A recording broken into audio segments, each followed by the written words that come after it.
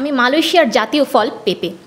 পেঁপেতে রয়েছে আমিষ স্নেহ, vitamin A, vitamin C, sodium, potassium, iron, হজমকারী এনজাইম এবং নানা প্রাকৃতিক অ্যান্টিঅক্সিডেন্ট, যা স্বাস্থ্যের জন্য অতি গুরুত্বপূর্ণ। আজকে আপনি লিচুর দিকে তাকান, উপর দিয়ে ফিটফাট, ভেতর দিয়ে সদরঘাট, পোকায় ভরপুর। আর ডায়াবেটিস রোগের জন্য লিচু হচ্ছে বিষ। অন্যদিকে পেঁপে কিন্তু একটি চমৎকার ফল। এটি সুস্বাদু ও মিষ্টি হলেও এতে চিনির পরিমাণ কম বিধায় ডায়াবেটিসের ঝুঁকি নেই। মাননীয় সভাপতি, আজকে এই সকল ফল আমাকে সবজির কাতারে ফেলার জন্য ব্যস্ত হয়ে আছে। সব হিংসে মাননীয় সভাপতি, হিংসে। আজ আমাকে হিংসে করে কখনো তরকারিতে, কখনো ডালের মধ্যে ডুব দিয়ে এই আম হয়ে উঠছেন আমের ডাল, আমের টক। তাছাড়া জাতীয় ফল কাঁঠালও কিন্তু কাঁচা অবস্থায় এঁচোড় নাম নিয়ে প্রবেশ করছেন সবজির বাজারে।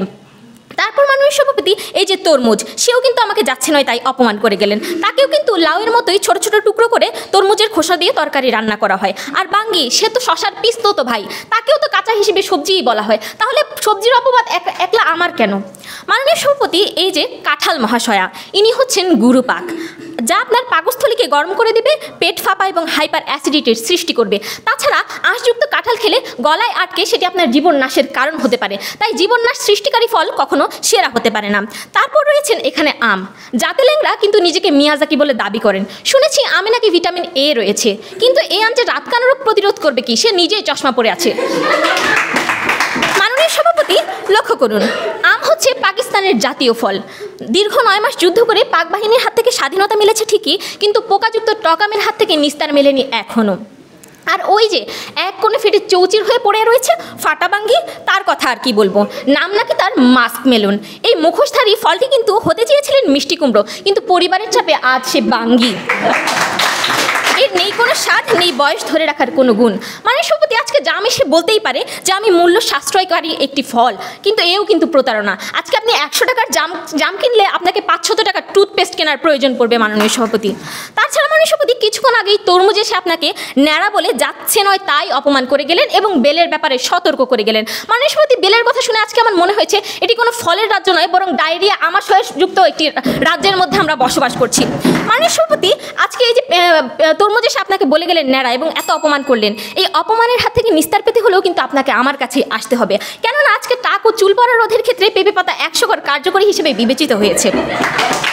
মাননীয় সভাপতি, এই যে তরমুজ, সে কিন্তু কোনো ফল নয়, সে আসলে একটি গিরগিটি। কখনো লাল রং, কখনো সাদা রং, কখনো নাকি আবার হলুদ গোলাপি রং ধারণ করে। আর এই ফল যদি আপনি ঘরে নিয়ে আসেন, তবে আপনার মনে ভারতীয় বাংলা সিরিয়ালের মতো ধুমতানা ধুমতানা বাঁচতেই থাকবে। লাল হয় কি সাদা হয়, লাল হয় কি সাদা হয়। আর যদি সাদা হয়েই যায়, তাহলে সেই রাতে আপনার স্ত্রীর মারের হাত থেকে কেউ আপনাকে রক্ষা করতে পারবে না মাননীয় সভাপতি। তাই আপনি বরং পেঁপে খান। মাননীয় সভাপতি, বলা হয় খালি কলসি বাজে বেশি। আজকে আনারসের দিকে তাকালে সেটিই মনে হয়। কাঁটাযুক্ত মুকুট পরে এসে তিনি নিজেকে সেরা দাবি করতে চলে এলেন। সম্প্রতিকালে দেখা যায় প্রেমের ছ্যাঁকা খেয়ে কেউ আর আজকে হারপিক খেয়ে আত্মহত্যা করেন না, বরং দুধের সঙ্গে আনারস মিশিয়ে খেয়েই তারা করছেন আত্মহত্যা। যুব সমাজকে যেই ফল আত্মহত্যার দিকে ঠেলে দেয়, সেই ফল কখনোই সেরা হতে পারে না।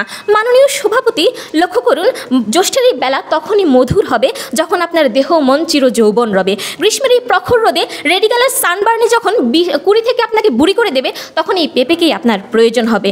আজকে চাইলে এই প্রেমিকার হাতে পেঁপে ধরিয়ে দিয়ে আপনিও বলতে পারেন, এই নাও, তোমার জন্য নিয়ে এসেছি তারুণ্য ধরে রাখার জাদুকরি ফল। আজকে সেরা ফলটিকেই কিন্তু জাদুকরি ফল বলা হয়। আর এই 9টি ফল আমি ছাড়া ব্যতীত বাকি 9টি ফল কিন্তু কখনোই আপনাকে রূপলাবণ্যে সম্পূর্ণরূপে স্বয়ং সমৃদ্ধ করতে পারবে না। তাই রূপলাবণ্যকে সমৃদ্ধ করতে পেঁপে খান, পেঁপে মাখুন, পেঁপে না মাখুন, তারুণ্যকে ধরে রাখুন। আর জ্যৈষ্ঠের এই মধুর বেলায় ফল হিসেবে আমি পেঁপেই সেরা। ধন্যবাদ মাননীয় সভাপতি, ধন্যবাদ সবাইকে।